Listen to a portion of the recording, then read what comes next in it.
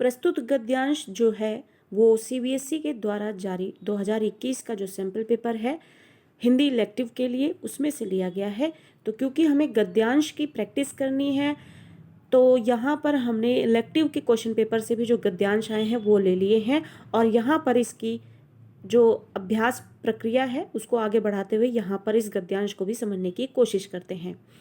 इंसान अपनी स्मृति की आधारशिला पर टिका होता है। आधारशिला यानी कि हर एक चीज का आधार होता है। जब बेस होता है तभी उस पर आगे जाकर चीजें बढ़ती हैं, निर्मित होती हैं।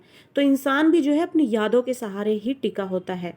उसकी स्मृतियां उसकी अस्मिता है, यानी उसकी पहचान है, और ये स्मृतियां ही उसके वर्तमान को अतीत से जोड़ती हैं और ये यादें ही जो हैं उसको, यानी कि इंसान के जीवन को, उसके वर्तमान को अतीत से, उसके पिछले जीवन से जोड़ती हैं। हम शायद कलम कहाँ रखी है ये भूल जाए, पर ये नहीं भूलते कि उर्दू क्लास के मौलवी साहब पान कैसे चबाते थे। लेकिन स्मृतियाँ कई बार हमारे दिमाग पर बोझ भी बन जाती हैं और उन्हें दिमाग के कवाड़ से ढूंढना कठिन होता है। लेकिन कोई छोटी बात, कोई गंध, कोई स्पर्श झट से आपको पुरानी स्मृति से जोड़ देते हैं। संस्मरण वर्तमान में अतीत के बारे में लिखे जाते हैं। अतीत और वर्तमान के बीच वाचक के साथ काफ़ी कुछ घटित हो चुका होता है और आपने कई बार अपने सिलेबस में जो जुड़े पाठ हैं उनमें भी संस्मरण देखे होंगे, जो वर्तमान में अतीत के बारे में किसी व्यक्ति से संबंधित जानकारी को देते हुए लिखा जाता है। और संस्मरण जो है वो यादों के सहारे लिखा जाने वाला ही लेख है। अतीत और वर्तमान के बीच वाचक के साथ काफी कुछ घटित हो चुका होता है।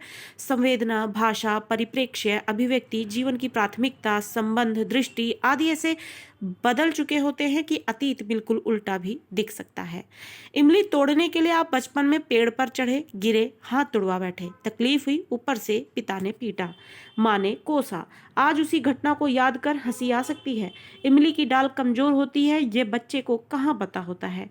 बेवकूफ़ी और उत्साह के मारे हाथ तुड़वा बैठे, पर तब वह हरकत बेवकूफ़ी कहाँ लगी थी। आजकल हिंदी साहित्य में संस्मरणों की बहार है। संस्मरण की बहार यही नहीं है। अमेरिका में लेखन विधा के गुरु हैं विलियम जिन्स। वे लेखन का मैनुअल लिखते हैं, जीवनी कैसे लिखें, आत्मकथा कैसे लिखें, आदि आदि। उन्होंने संस्मरणों के धुआंधार प्रकाशन पर टिप्पणी की। धुआंधार प्रकाशन यानी उन्होंने कई संस्मरण लिखे, एक के बाद एक प्रकाशन किया है उसका और उस पर टिप्पणी की है कि यह संस्मरण का युग है। 20वीं सदी के अंत में पहले कभी भी अमेरिकी धरती पर व्यक्तिगत आख्यान की ऐसी जबरदस्त फसल कभी नहीं हुई थी। साधारण शब्दों में कहें तो अमेरिका में कभी 20 सालों में 20वीं सदी के अंत की बात हो रही है कि आज तक जो है ऐसा नहीं हुआ है कि संस्मरण इतनी मात्रा में लिखे गए हों। हर किसी के पास कहने के लिए कथा है और हर कोई कथा कह रहा है। संस्मरणों की बाढ़ से अमरीकी इतने दुखी हुए कि संस्मरणों की पैरोडी तक लिखी जाने लगी। शुक्र मनाइए कि हिंदी में मामला यहाँ तक अभी नहीं पहुँचा है। संस्मरण क्यों लिखे जाते हैं? क्या संस्मरण नहीं लिखे तो लेखक के पेट में मरोड़ होगा या उबकाई आ जाएगी? वे कौन सी दुर्निवार इच्छा है जो संस्मरण लिखवाती है? हिंदी में संस्मरण यदा कदा लिखे जाते थे। आलोचना भी उसे एक महत्वपूर्ण विधा मानकर चलती थी, लिहाजा संस्मरणों की अनदेखी होती थी। जहां तक मेरा अनुमान है कि विश्वनाथ त्रिपाठी द्वारा नामवर सिंह पर लिखे संस्मरण हक जो अदा न हुआ ने ऐसा धूम मचाया कि एकदम से इस विधा की क्षमता का पुनर्प्रकटीकरण हुआ और संस्मरण की ओर कई रचनाकार मुड़े। काशीनाथ सिंह का इस तरफ सबसे पहला मुड़ना संगत ही माना जाता चाहिए। अब यहाँ पे पूरे पैराग्राफ में संस्मरण की बातें हुई हैं और जो हिंदी साहित्य है अमेरिका में जो इसका उफान आया है उससे संबंधित जानकारी दी गई। भाषा बहुत सरल है, कुछ शब्द हैं जिनकी अगर आपको जानकारी नहीं है तो थोड़ा सा पैराग्राफ को समझने में कठिनाई हो सकती है, वरना पैराग्राफ जो है यहाँ पे यानी ये जो अपठित गद्यांश है सरल है, समझना आसान है। प्रश्न देखते हैं इसके। हम शायद कलम कहाँ रखी है ये भूल जाए, पर ये नहीं भूलते कि उर्दू क्लास के मौलवी साहब पान कैसे चबाते थे। प्रस्तुत पंक्ति का क्या भाव है? अब ये जो प्रस्तुत पंक्ति है इसमें इसका ये भाव है कि शिक्षकों के हाव भाव स्मृति पटल पर स्थायी प्रभाव छोड़ देते हैं। तो इस तरीके से जो क्रियाकलाप है लोगों के अगर वो आपके मन को भा जाते हैं तो अगर आपके मन को वो भा जाते हैं तो और अगर आपको बहुत बुरे लग जाते हैं तो भी वो एक स्मृति बनकर आपके दिमाग पर छप जाते हैं। और जब ऐसी स्थितियां आती हैं, जब आप उसे कनेक्ट करते हैं तो यादें बनकर आपके सामने पेश हो जाती हैं।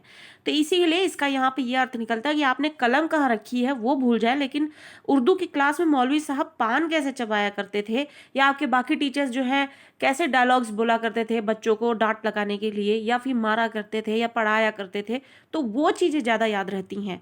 जैसा कि आज सभी जानते हैं, हर कोई देखता है कि सब लोग याद करते हैं कि पहले के ज़माने में ये और आज के ज़माने में ये फ़र्क है। तो यादें ही हैं जो आपको इसमें डिफरेंस दिखाती हैं। किस चीज़ की पैरोडी कब लिखी जाती है? किसी कार्यशैली की कमियों को बढ़ा चढ़ाकर जब उजागर करना चाहते हैं तो किसी चीज की पैरोडी लिखी जाती है। और अभी हमने पैराग्राफ में से पढ़ा है और समझा है कि किसी चीज की पैरोडी कब लिखी जाती है, जब किसी भी कार्यशैली की कमियों को बढ़ा चढ़ाकर उजागर करना चाहते हैं। अगला प्रश्न है, हिंदी साहित्य में संस्मरणों की स्थिति कैसी है? हिंदी साहित्य में संस्मरणों की स्थिति कैसी है? उसकी अनदेखी जो है अब वो बंद हो गई है। पहले इतनी मात्रा में नहीं लिखे जाते थे, लेकिन अब संस्मरणों की अनदेखी बंद हो गई है। लोग उसमें साहित्य संस्मरण लिख रहे हैं। संस्मरण क्यों लिखने चाहिए?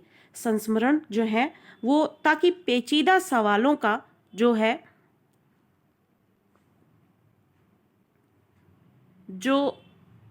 संस्मरण क्यों लिखने चाहिए, यहाँ पे आपको 4 ऑप्शन दिए गए हैं, ताकि अपने लिए लिखकर अपनी जीवन सार्थकता सिद्ध की जा सके व दूसरों के लिए प्रेरणा दी जा सके, या फिर ताकि चुनौतीपूर्ण जीवन सबक सीखने के बारे में लिख जीवन की भागदौड़ से थके लोगों का मनोरंजन किया जा सके, या फिर पेचीदा सवालों या सामाजिक मुद्दों पर नए और आर्थिक सार्थक दृष्टिकोण पर द्वारा शिक्षण प्रदान किया जा सके, या फिर शिक्षकों व संपादकों के अनुसार ना लिखकर अपने ढंग से मौलिक व नई बात की जा सके। तो संस्मरण जो है सिर्फ और सिर्फ इसीलिए लिखे जाते हैं कि वो पेचीदा सवाल या फिर सामाजिक मुद्दे पर नए और सार्थक दृष्टिकोणों द्वारा शिक्षण प्रदान किया जा सके। संस्मरण जो कि किसी के जीवन के अनुभव से जुड़े हुए आपके पास यादें हैं वो लिखे जाते हैं, और सामाजिक मुद्दों को और उसके सार्थक दृष्टिकोण को पेश करने के लिए और उसके शिक्षण को प्रदान करने के लिए ही लिखे जाते हैं। बचपन में हाथ तुड़वाना बेवकूफ़ी क्यों नहीं लगती है? बचपन में हाथ तुड़वाना जो है वो बेवकूफ़ी क्यों नहीं लगती है? क्योंकि बच्चे इसका अंदाजा नहीं कर पाते कि उनके किस कार्य से क्या हो सकता है। तो इस तरीके से बचपन में जो हाथ तुड़वाना है वो बेवकूफ़ी इसी के लिए नहीं लगती क्योंकि उनको समझ ही नहीं होती इस चीज़ की। अगला है, धूम मचाने का क्या तात्पर्य हो सकता है? तो धूम मचाने का तात्पर्य जो है संस्मरण की विधा को प्रसिद्धि मिलना व जगह जगह इसकी चर्चा होना। तो क्योंकि आप देख सकते हैं कि क्वेश्चन के साथ ऑप्शन बहुत बड़े बड़े हैं, आपको पढ़ना है, समझना है, फिर इसका उत्तर देना है। भले ही 1 सेकंड, 5 सेकंड, 10 सेकंड लग जाए, 1 मिनट लग जाए, लेकिन थोड़ा सोच के और समझ के ही इसका उत्तर हमें देखना है और फिर इसका उत्तर हमें देना है। तो इसका उत्तर हमने अभी क्या पता लगाया कि संस्मरण की विधा को प्रसिद्धि मिलना व जगह जगह इसकी चर्चा होना। प्रस्तुत गद्यांश का शीर्षक हो सकता है, क्या हो सकता है? संस्मरण विधा का वर्तमान हिंदी साहित्य में स्थान। तो यहाँ पर जो पहला इसका है वो उत्तर हो जाएगा। जो कल सीधा दिखाई देता था वही आज उल्टा क्यों दिख सकता है? वो कल जो चीजें आपको सीधी दिखा कर सकती थी वो आज आपको उल्टी क्यों दिख सकती हैं? इसका सीधा जवाब है कि दृष्टिकोण, आपके दृष्टिकोण में वो बदलाव आ गया है। तो वो दृष्टिकोण कैसा है? अतीत और वर्तमान के बीच देखने वाले की दृष्टि और परिप्रेक्ष्य का बदल जाना जो है इसका उत्तर होगा। अतीत और वर्तमान के बीच देखने वाले की दृष्टि और परिप्रेक्ष्य बदल जाता है, नजरिया, क्योंकि आपका ज्ञान बढ़ जाता है, आप बड़े हो जाते हैं, उम्र के साथ आपके में मैच्योरिटी आ जाती है, तो आपका देखने का, हर चीज को देखने का नजरिया बदल जाता है, दृष्टिकोण बदल जाता है। संस्मरण लेखन का उद्देश्य हुआ करता था, मतलब कि संस्मरण जो है उसको लिखने का जो उद्देश्य है वो क्या था? जीवन घटनाओं की वह जानकारियां देना जो जीवन के महत्वपूर्ण मुद्दों को हमारे सामने लाए और मदद करे। तो इस तरीके से जो संस्मरण है उसके लेखन का उद्देश्य ये हुआ करता था। तो तीसरा जो है इसका उत्तर हो जाएगा। मनुष्य की यादें उसके लिए क्यों आवश्यक है? मनुष्य की यादें होने से हम जीवन के वे महत्वपूर्ण सबक सीख सकते हैं जिनका हम भविष्य में उपयोग कर सकें। तो इस तरीके से इसका उत्तर हो जाएगा चौथा। मनुष्य की यादें उसके लिए क्यों आवश्यक है? यादें होने से हम जीवन के वो महत्वपूर्ण सबक सीखते हैं जिनका हम भविष्य में उपयोग कर सकते हैं और जीवन को सुधार सकते हैं। अगला गद्यांश लेते हैं और इसको भी पढ़कर एक बार समझ लेते हैं। मुझे एक अफसोस है, वह अफसोस यह है कि मैं उन्हें पूरे अर्थों में शहीद क्यों नहीं कह पाता हूँ। मरते सभी हैं, यहाँ बचना किसको है? आगे पीछे सबको जाना है, पर मौत शहीद की ही सार्थक है, क्योंकि वह जीवन की विजय को घोषित करती है। आज यही ग्लानि मन में घुट घुट कर रह जाती है कि प्रेमचंद शहादत से क्यों वंचित रह गए। मैं मानता हूँ कि प्रेमचंद शहीद होने योग्य थे, उन्हें शहीद ही बनना था, और यदि नहीं बन पाए वे शहीद, तो मेरा मन तो इसका दोष हिंदी संसार को भी देता है। मरने से 1-1.25 महीने पहले की बात है। प्रेमचंद खाट पर पड़े थे, रोग बढ़ गया था, उठ चल नहीं सकते थे, देह पीली, पेट फूला, पर चेहरे पर शांति थी। मैं तब उनकी खाट के पास बराबर काफी देर तक बैठा रहा हूँ। उनके मन के भीतर कोई अपने समस्त अतीत जीवन पर भी उनके मन के भीतर कोई खींच, कोई कड़वाहट, कोई मैल उस समय करकराता मैंने नहीं देखा।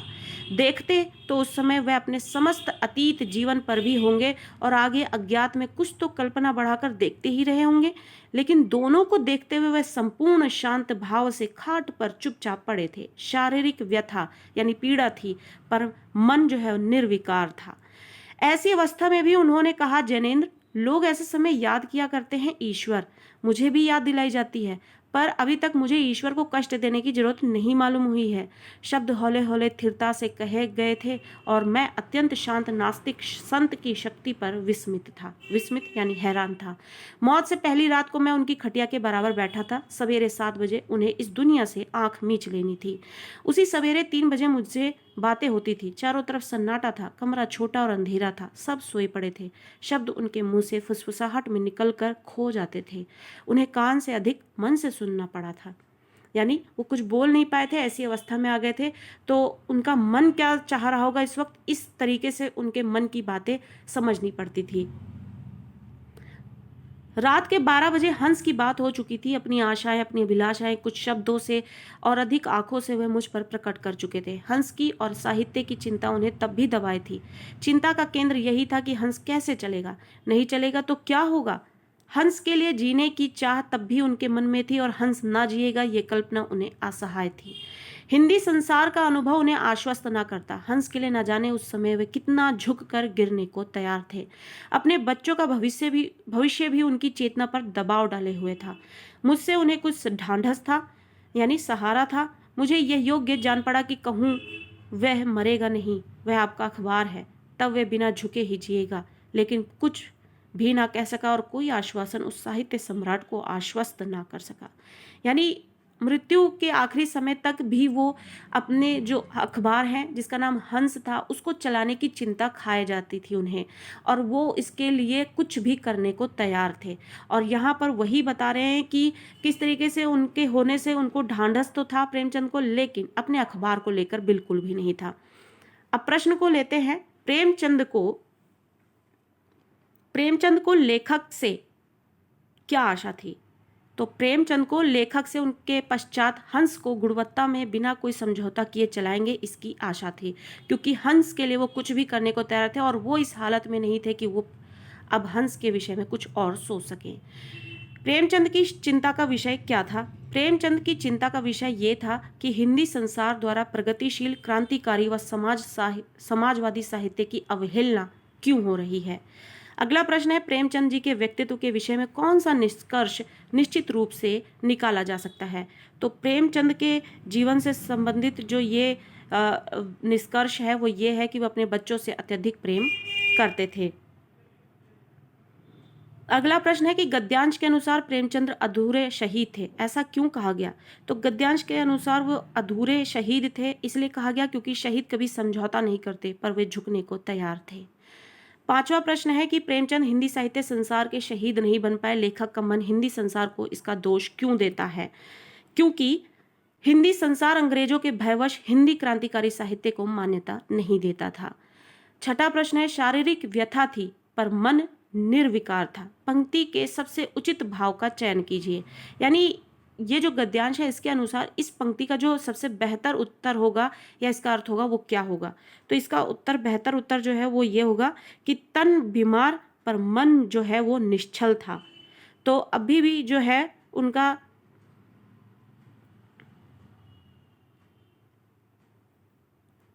यहाँ पर जो है इसका उत्तर चौथा होगा कि तन बीमार पर मन निश्चल था। अगला प्रश्न है कि हंस नहीं जी पाएगा, मैं हंस क्या हो सकता है। तो हंस नहीं जी पाएगा, ये परेशानी और ये चिंता किसकी थी, ये तो प्रेमचंद की थी। तो इसमें हंस क्या हो सकता है, इसमें हंस जो है वो क्या अर्थ दे रहा है और यहाँ पर किस नज़रिए से हंस के बारे में बात हो रही है। तो यहाँ पर जो है वो पत्र साहित्य का नाम था, इसलिए यहाँ पर हंस नहीं जी पाएगा में हंस जो है वो यहाँ पर उसका अर्थ दे रहा है कि वो एक पत्र साहित्य का नाम था। थिरता शब्द का क्या अर्थ है, तो थिरता शब्द का अर्थ होता है स्थिरता से। प्रस्तुत गद्यांश का उचित शीर्षक क्या हो सकता है, तो प्रस्तुत गद्यांश का उचित शीर्षक हिंदी संसार का अधूरा शहीद, क्योंकि हिंदी अधूरा शहीद प्रेमचंद के लिए प्रयोग किया गया और हिंदी संसार में ही उनके लिए चर्चा की गई है, तो इसका बेहतर शीर्षक जो है यही हो सकता है। अगला प्रश्न है कि उन्हें कान से अधिक मन से सुनना पड़ता था। प्रस्तुत पंक्ति से लेखक का क्या अभिप्राय है, तो उन्हें कान से ज्यादा मन से सुनना पड़ता था। यानी कोई व्यक्ति कुछ बोलेगा तो आप कान से सुनकर वो सारी बातें समझ सकते हैं, लेकिन किसी के चेहरे के भाव को देखकर उसके मन को पढ़ना बहुत मुश्किल का काम है। और जिस अवस्था में प्रेमचंद जी थे वहाँ पर उनके मुख से कुछ भी नहीं निकल रहा था, सिर्फ उनका मन पढ़ना पड़ रहा था। मन भी वही पढ़ सकता था जो उनके काफ़ी नज़दीक हो। तो इस तरीके से इसका अर्थ ये होता है कि वह फुसफुसा रहे थे और कदाचित मनगढ़ंत बातें कर रहे थे। तो यहाँ पर इसका उत्तर ये होगा। तो इस तरीके से हमने जब यहाँ पे दो गद्यांश देखे हैं और आपको अथवा में दो गद्यांश दिए जाएं और आपको कौन सा गद्यांश लेना चाहिए, तो आप अगर यहाँ पे हमने कंपैरिजन भी करना है तो साफ नज़र आता है कि जो दूसरा यहाँ पर गद्यांश था वो ज़्यादा इजी था उसको पहले के मुकाबले में पढ़ना और समझना, क्योंकि ये थोड़ा टाइम भी कम लेता है लिया इसने और ये समझना भी थोड़ा आसान है पहले के मुकाबले में। तो इस तरीके से आप पहले एक सरसरी निगाह से देख सकते हैं कि कौन सा गद्यांश आपके लिए आसान पड़ेगा और आप उसी गद्यांश को पढ़ें, समझें और उसके उत्तरों को ढूंढने की कोशिश करें, जिससे कि इसमें आप पूरे नंबर ले सकें।